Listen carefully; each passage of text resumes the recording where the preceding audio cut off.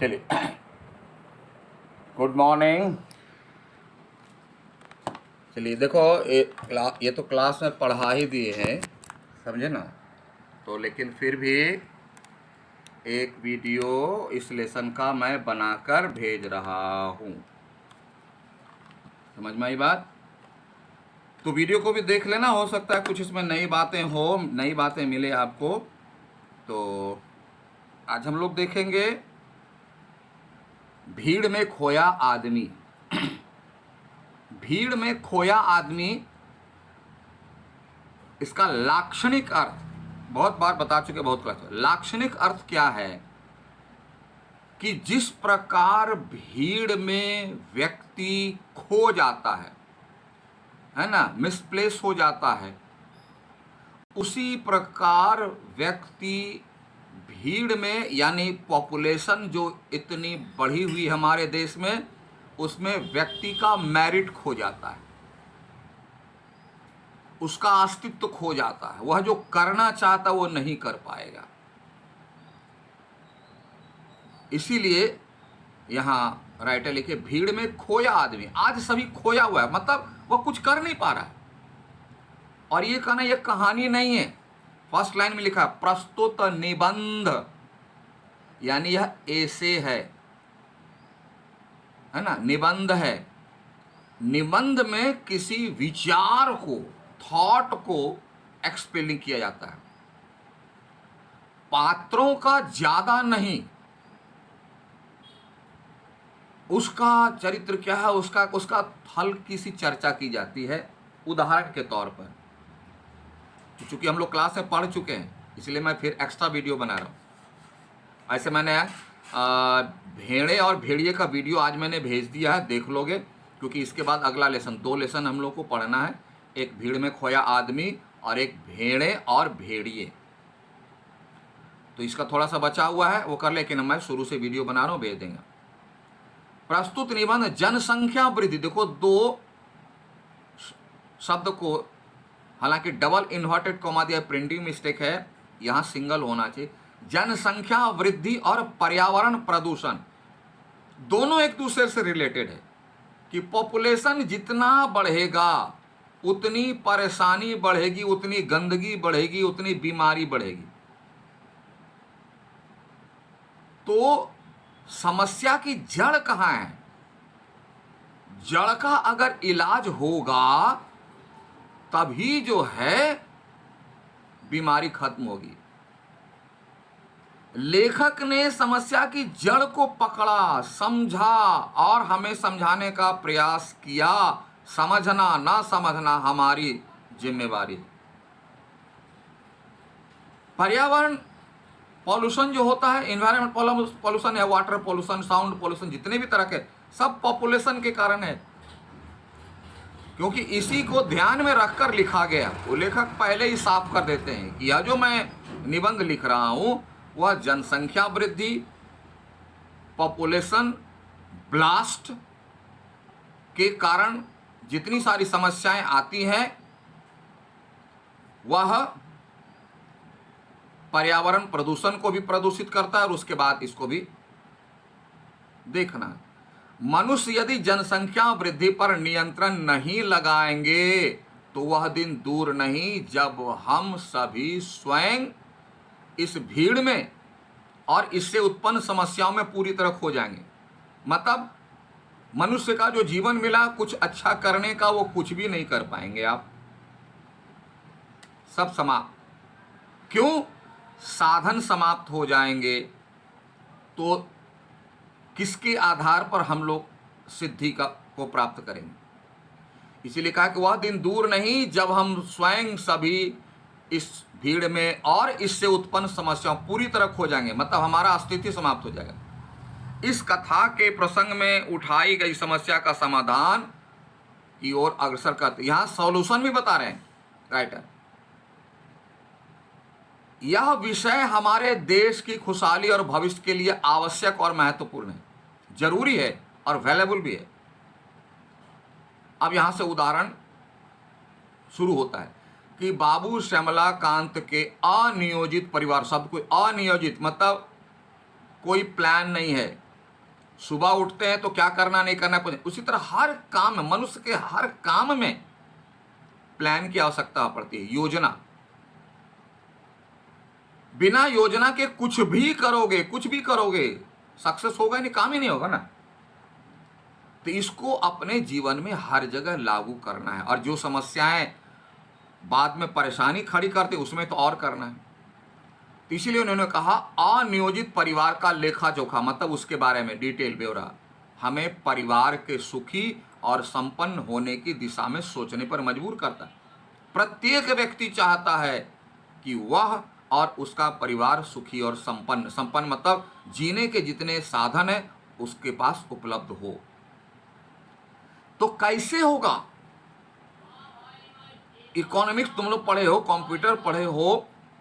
Economics में जो है इनपुट, कंप्यूटर में इनपुट आउटपुट कैसे होता है, उसके बीच एक फॉर्मूला, बहुत सारे फॉर्मूलाज होते हैं। इकोनॉमिक्स में है इनकम एंड एक्सपेंडिचर, उसके बीच में कहाँ से कितना इनकम आया, कितना एक्सपेंस हुआ, किस हेड में गया। तो बिना लेखा जोखा के कुछ भी संभव नहीं।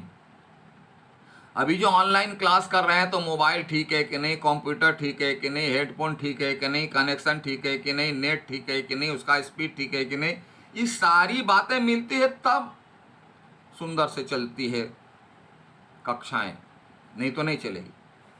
तो हम सुखी और संपन्न परिवार का सपना तो देखते हैं, प्रयास तो करते हैं, लेकिन प्रयास में कहाँ गलतियां हो रही है इसको नहीं देखते। और उन्हीं गलतियों की ओर जो है राइटर ध्यान दिलाना चाह रहा है। क्या कि मेरे एक अभिन्न मित्र हैं, एक एग्जाम्पल सेट करके, उनके अभिन्न मतलब जिसको कहते हैं क्लोज फ्रेंड, अभिन्न मित्र बाबू श्यामलाकांत जी। देखो सीधे साधे, मतलब सीधे साधे हैं, सिंपल है, स्वभाव के बहुत अच्छे हैं, परिश्रमी हैं, मेहनती भी हैं, ईमानदार ऑनेस्ट भी हैं, किंतु निजी जिंदगी में बड़े लापरवाह। मैं बार बार कहता ही रहता हूं, नाक बहुत खूबसूरत, आंख बहुत खूबसूरत और दांत है ही नहीं तो उसे सुंदर नहीं कहेंगे। सब कुछ होना चाहिए, इंटरनल एंड एक्सटर्नल, तभी उसको कहते हैं कंप्लीट पर्सनैलिटी, सुंदर व्यक्तित्व, गुणी व्यक्ति, सत व्यक्ति, सज्जन। एक गुण के आधार पर नहीं। तो श्यामलाकांत वो सीधे साधे हैं, बहुत अच्छी बात है, परिश्रमी है, बहुत अच्छी बात है, ईमानदार हैं, बहुत अच्छी बात, लेकिन पर्सनल लाइफ में लापरवाही, मतलब कोई प्लानिंग नहीं, अच्छा गुण है ही नहीं। उम्र में मुझसे छोटे हैं, राइटर कहते हैं ये श्यामलाकांत तो हमारे मित्र हैं, लेकिन उम्र में कुछ छोटे ही हैं, पर अपने घर में बच्चों की फौज खड़ी कर लिए। यानी जितना इनकम नहीं, उसके आधार पर परिवार इनका बहुत लंबा। पिछली गर्मियों में मुझे उनकी लड़की के विवाह में सम्मिलित होने के लिए हरिद्वार जाना था। हरिद्वार जाना है, बेटी की शादी है, दोस्त की शादी है, दोस्त के बेटी की शादी है, जाना तो पड़ेगा ही। तो 15 दिन पहले आरक्षण यानी रिजर्वेशन, टिकट रिजर्वेशन के लिए गया तो वहाँ पहले से लोगों की लंबी कतार, मतलब लाइन लगी हुई है। 15 दिन पहले फिर भी लाइन लगी हुई। अब ये लाइन क्यों लगी है? घंटों प्रतीक्षा के बाद मेरी बारी आई तो पता चला कि किसी भी गाड़ी में स्थान खाली नहीं है। देखिए लाइन भी लगे, रिजर्वेशन सीट फुल। अब क्या करें? ये समस्या यहां से शुरू हो रही है। जाना आवश्यक था, दोस्त की बेटी की शादी है, जाना तो पड़ेगा ही, इसलिए मुझे बिना आरक्षण के ही निकलना पड़ा। बिना आरक्षण के, विदाउट रिजर्वेशन। अभी कभी गए होगे तो पता होगा कि लंबी यात्रा में बिना रिजर्वेशन के जाने पर क्या हालत होती है। एक तो रिजर्वेशन करा के जाओगे, फिर भी 5 आदमी बैठ जाएंगे आपकी सीट पर। जरूरी था, इसलिए मुझे बिना आरक्षण के, मैं तो एक ही बार सफ़र किया हूँ विदाउट रिजर्वेशन, उसके बाद से कान पकड़ के 100 बार बोले उठ बैठ कर लो, लेकिन नहीं जाएंगे वो बेहतर है, लेकिन ऐसे नहीं जा पाए। जब गाड़ी आई तो क्या देखता हूँ कि उसके अंदर तिल रखने को भी जगह नहीं। तिल रखने मतलब एक तिल इतना छोटा होता है, वह भी रखने की जगह नहीं, इतना टाइट, जैसे लगता है कोई गोडाउन है। वो ट्रेन नहीं है, गोडाउन है। और प्लेटफार्म पर चढ़ने वालों की भीड़ जबरदस्त धक्कम धक्का करने में लगी। एक तो भीतर जगह नहीं है ट्रेन के कंपार्टमेंट में, और बाहर से भी फाइट कर रहे हैं घुसने के लिए पैसेंजर। इतनी भीड़ कहाँ से आ गई? क्यों है इतनी भीड़? अगर भीड़ ना होती तो कितने आराम से बैठते। आखिर यह समस्या कहाँ से आई? मेरे पास सामान बहुत कम, लेखक है होशियार है थोड़ा, बाहर जाओ तो जितना मिनिमम सामान लेकर के जाओ, फिर भी कुली की सहायता लेनी पड़ी। क्यों भैया? अकेले तो चढ़ना ही मुश्किल है, तो सामान को कैसे ले जाएं? यदि उसने खिड़की से मुझे भीतर ना धकेला होता, धकेल दिए भीतर। खिड़की में देखोगे 2 खिड़कियां ऐसी होती है जो इमरजेंसी खिड़कियां जिसको बोलते हैं, उसमें रॉड जो इस तरह का जो होता है ना, हॉरिजेंटली रॉड नहीं रहता है, वो फोल्डेबल रहता है। उसको अगर ऊपर कर दो तो पूरा वैकेंट हो जाएगा, खाली हो जाएगा। उसी से लेखक को पीछे से धक्का मार दिया, उसके लिए भी कुली पैसा लेता है। सामान ढोने का अलग और धक्का मारने का अलग। क्या आपको मैंने धक्का मार के खिड़की से अंदर घुसा, उसका पैसा अलग होता है, वो पहले बात कर लेता है। मुझे एक बार इसका सामना करना पड़ा है कलकत्ता में, है ना।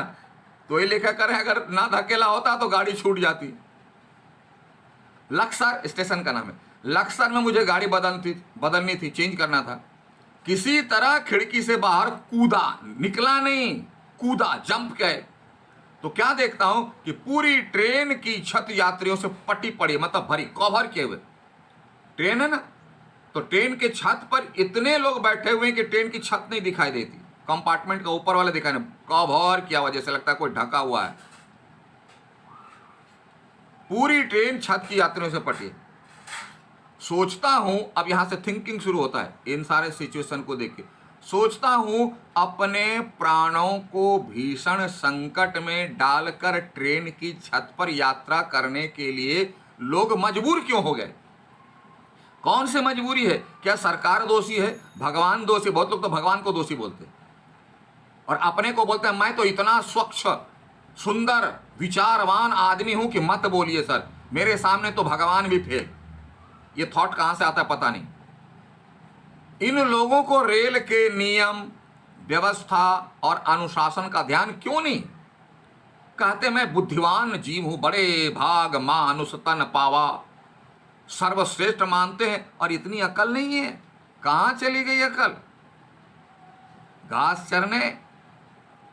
लेखक जो है सभ्य भाषा में सावधान कर रहे हैं कि अगर आप दूसरों को दोष देते हैं ये बंद कीजिए। ये जो भीड़ देख रहे हैं ना, अपने प्राणों को संकट में डाल करके, मरेंगे तो मरेंगे, और जब मरने लगते हैं तो हॉस्पिटल जाते हैं, घर द्वार धन दौलत बेच के बचा लीजिए, लेकिन खुद मरने जाते हैं, खुद मरने वाला काम करते हैं। लेकिन जब मरने लगते हैं तो बोलते हैं डॉक्टर वो बचा लीजिए। भैया काम कैसे, क्यों ऐसा करते हो? दोष दूसरे को। सरकार क्यों नहीं बनाती रेलगाड़ी? अरे सरकार नहीं बनाती है तो आप क्यों जाते हो? सरकार की जान थोड़ी ही जाएगी। तो अपनी गलती को नजरअंदाज करके दूसरों पर दोष मढ़ देना, यह मनुष्य की सबसे गंदी और पुरानी आदत है। लेखक कहते हैं इसके दोषी हम हैं, आप हैं, उसको सुधारिए। क्योंकि जिंदगी व्यक्ति को जीनी है, सरकार को नहीं जीनी है, और सरकार के भरोसे नहीं जिंदगी जीनी। अपने साधन को समझना है, उसका सदुपयोग करना है, तभी जिंदगी अच्छी बनेगी। तो अभी थोड़ा सा टाइम हो रहा है, फिर हम लोग अगले वीडियो में देखेंगे। और ऐसे तो तुम क्लास को पढ़ ही चुके हो, फिर भी वीडियो बना लें। जो बहुत महानुभाव हमारे हैं वो क्लास तो ज्वाइन करते नहीं, सुपर VIP, बोले तो ऑनलाइन परीक्षा चोरी करके डकैती करके लिख ही देंगे, क्लास करने की क्या ज़रूरत है। तो प्रिंसिपल सर ने नोटिस दे दिया, अगर क्लास में आपका अटेंडेंस कम होगा ब्रेक लगेगा। चलिए तो फिर मिलते हैं अगले वीडियो में आपको। Thank you, have a nice day.